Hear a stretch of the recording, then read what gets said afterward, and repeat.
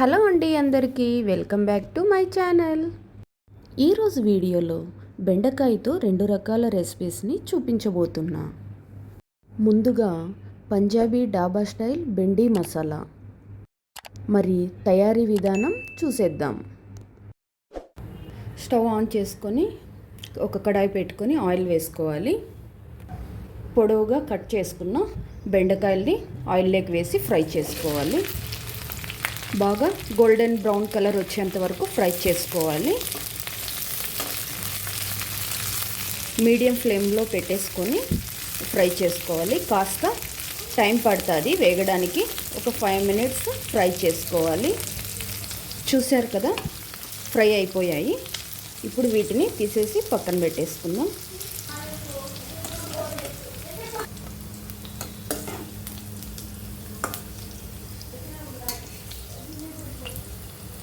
Same కడాయిలోకి ఇంకొద్దిగా oil వేసుకొని 1 table spoon జీలకర్ర, 1 టేబుల్ స్పూన్ ఆవాలు.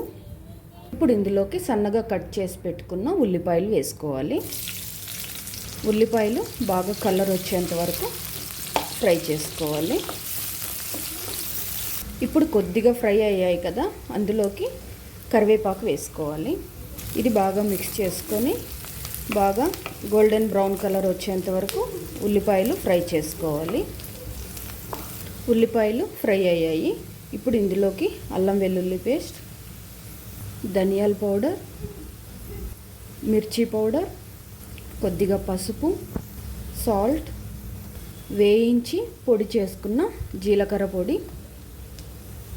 ఈ మసాలాలు మొత్తం బాగా పచ్చివాసన పోయేంత వరకు ఫ్రై చేసుకోవాలి. 1 నిమిషం వరకు ఫ్రై చేసుకోవాలి. ఇప్పుడు బాగా ఫ్రై అయిపోయాయి. ఇందులోకి 3 పెద్ద సైజు టమాటోస్ను ప్యూరీ చేసుకొని వేసుకోవాలి. ఈ టమాటో ప్యూరీని బాగా మిక్స్ చేసుకోవాలి. ఇది ఆయిల్లో బాగా ఫ్రై అయిన తర్వాత ఆయిల్ పైకి వచ్చేంత వరకు ఫ్రై చేసుకోవాలి. ఇలా బాగా మిక్స్ చేసుకొని ఒక 5 మినిట్స్ కుక్ చేసుకోవాలి. చూశారు కదా, ఆయిల్ బాగా పైకి వచ్చేసింది. ఇప్పుడు కుక్ అయిపోయిందనమాట. ఇప్పుడు బాగా ఫ్రై అయింది. ఒకసారి మిక్స్ చేసుకుందాం. ఇప్పుడు ఇందులోకి వేయించి పెట్టుకున్న బెండకాయల ముక్కల్ని వేసుకొని కలుపుకోవాలి. బెండకాయలను బాగా మిక్స్ చేసుకోవాలి. ఇలా మీడియం ఫ్లేమ్లో ఒక 3 మినిట్స్ ఫ్రై చేసుకోవాలి. ఇలా మసాలా మొత్తం బెండకాయలకు బాగా పట్టేటట్టు కలుపుకోవాలి. చూశారు కదా, చక్కగా ఆయిల్లో ఫ్రై అవుతోంది. ఈ కర్రీకి కొద్దిగా ఆయిల్ ఎక్కువగానే పడుతుంది.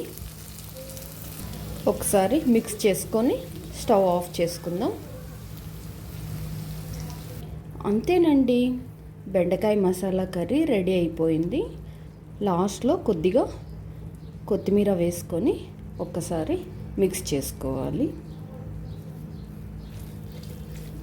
ఇప్పుడు ఇలా మిక్స్ చేసుకున్న తర్వాత సర్వింగ్ బౌల్లోకి తీసేసుకుందాం.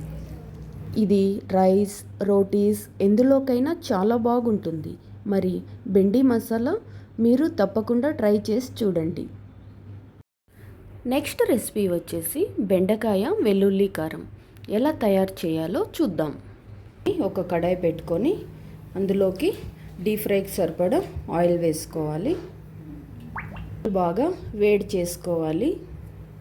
ఆయిల్ వేడయింది. ఇందులోకి కట్ చేసుకున్న బెండకాయలను వేసుకొని బాగా కలర్ వచ్చేంత వరకు ఫ్రై చేసుకోవాలి. గోల్డెన్ బ్రౌన్ కలర్ వచ్చేంత వరకు బాగా ఫ్రై చేసుకోవాలి.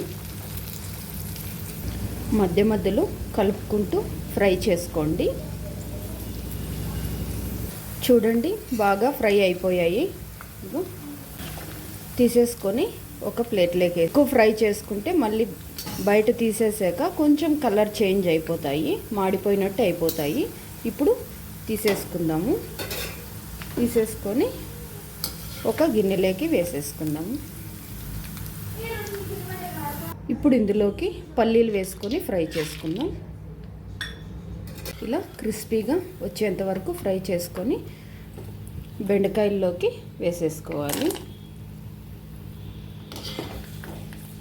కరివేపాకు వేసుకొని ఫ్రై చేసుకోవాలి. కరివేపాకు కూడా క్రిస్పీగా ఫ్రై చేసుకోవాలి. ఇలా ఫ్రై చేసుకున్న కరివేపాకును కూడా బెండకాయల్లోకి వేసేసుకోవాలి. మిక్సీ జార్ తీసుకొని ఇందులోకి వెల్లుల్లి వేసుకొని సాల్ట్, కారం, జీలకర్ర వేసి ఇప్పుడు ఇది బాగా మిక్సీ వేసుకోవాలి. ఇలా మిక్సీ వేసుకున్న వెల్లుల్లి కారాన్ని వేడివేడిగా ఉన్న బెండకాయలోకి వేసేసుకోవాలి. బెండకాయలు వేడిగా ఉన్నప్పుడే ఈ మసాలా వేసేసుకొని మిక్స్ చేసుకోవాలి.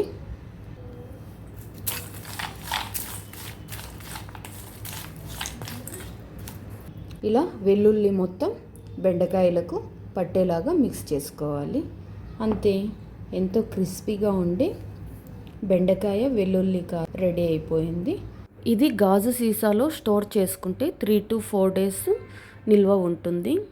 చాలా సింపుల్గా చేసుకోవచ్చు.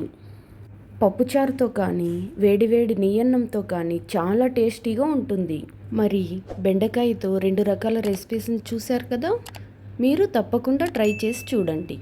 ఈ వీడియో కనుక నచ్చినట్టయితే ప్లీజ్ లైక్ చేయండి, సబ్స్క్రైబ్ చేయండి. Thank you.